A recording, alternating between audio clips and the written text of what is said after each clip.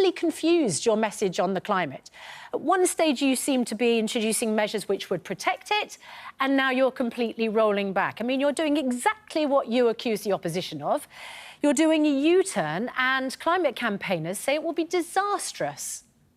Well, also, let's not preempt what the Prime Minister is going to set out in some detail in the next few days. We're committed to rolling out net zero by 2050. That remains unchanged. And I'm incredibly proud of what we've achieved so far. I mean, that's your sentiment. I have to put you that Zach Goldsmith, who, of course, served as a minister under Mr Sunak and is now a Conservative peer, says his, as in Mr Sunak's, his short stint as PM will be remembered as the moment the UK turned its back on the world and on future generations, and as a moment of shame.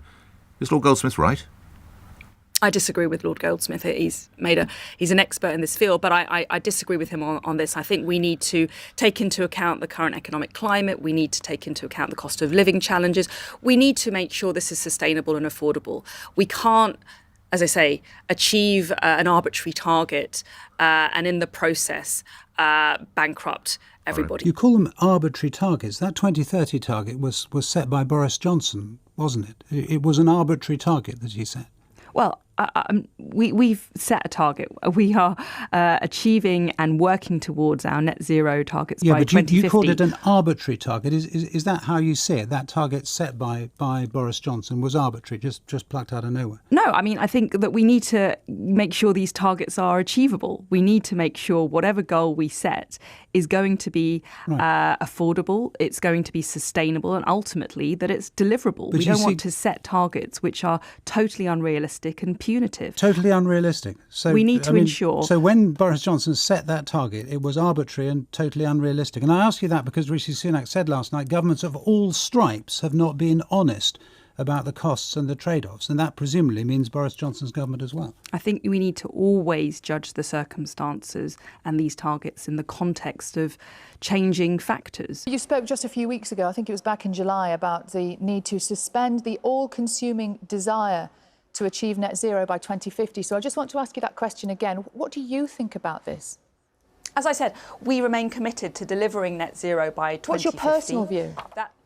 That's my personal view. I agree with the government position on this. What I also agree with is that we need to adopt an approach of pragmatism and balance, and we need to ensure that we achieve that goal, but in a sustainable way, in a way that doesn't impose undue and disproportionate cost on families and householders, on workers, and that we don't inhibit the daily way of lives that many of us are used to. For example, the way we get to work, the way we heat our homes, the way we run our lives. We are all committed to making our country greener and cleaner and more sustainable. We all share that noble view, myself included. Sounds very good, except if you're still committed to net zero, that is what you're committed to. The Climate Change Committee, unelected, unaccountable body with immense power in this country, has said it would be £1 trillion. The National Grid reckon a £3 trillion cost. You can't achieve net zero even with the original policies. If you're going to water down, the sale of new petrol and diesel cars and gas boilers and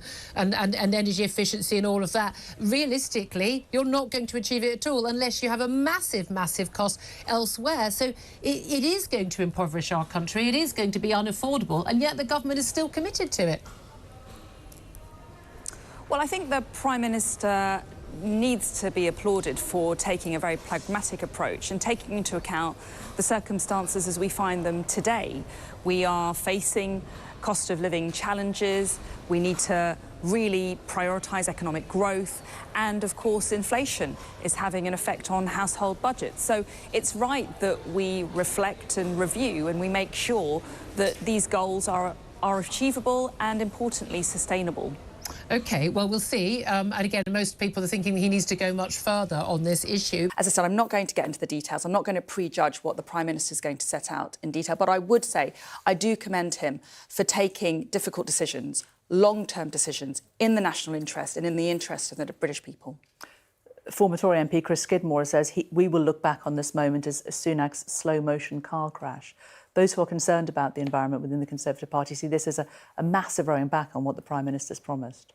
As again, I would say everyone should just wait until they hear the detail from the Prime Minister himself. But as I said, I'm incredibly proud of what we've achieved over the last 10 years. We've quadrupled the output from renewable energy sources. We've halved carbon emissions. That's thanks to this government's unwavering commitment to reducing the use of fossil fuels and improving the use of renewable energies and making our economy cleaner and greener. We have to support household budgets. We don't want to bankrupt the British workers, and we need to ensure there's an approach of pragmatism and proportionality. So Rishi Sunak said last night, he said this, he would be honest about the costs and the trade-offs of net zero. So does that mean that Boris Johnson, who actually came up with many of these commitments, was not honest? No.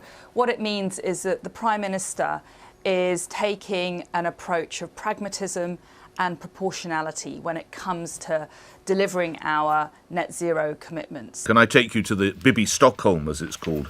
You'll be aware that over the course of 4 days last month, just 39 people were put on there. They've subsequently, of course, been deboarded, if that's the word. When will that be in use, and why is it not in use now, Home Secretary? Well, we were disappointed, obviously, that we had to take people off the barge in August. We are carrying out all of the necessary checks and authorisations, and once those are completed, we'll be re-embarking people as quickly as possible. But what takes so long? What is the problem there? It was the 11th of August that the last person was removed. I don't need to tell you, today is September the 20th. Dear God, what's going on down there? Listen, this is a complex issue. I think we've done very well to stand up the barge so far. There's been a lot of project management, a lot of intensive work across all of government to stand up these new sites from scratch, something the Home Office hasn't really done before, I have to say. We've succeeded in places like Wethersfield. We're going to be rolling out a site in Scampton and Lincolnshire, and the barge is also part of that new estate.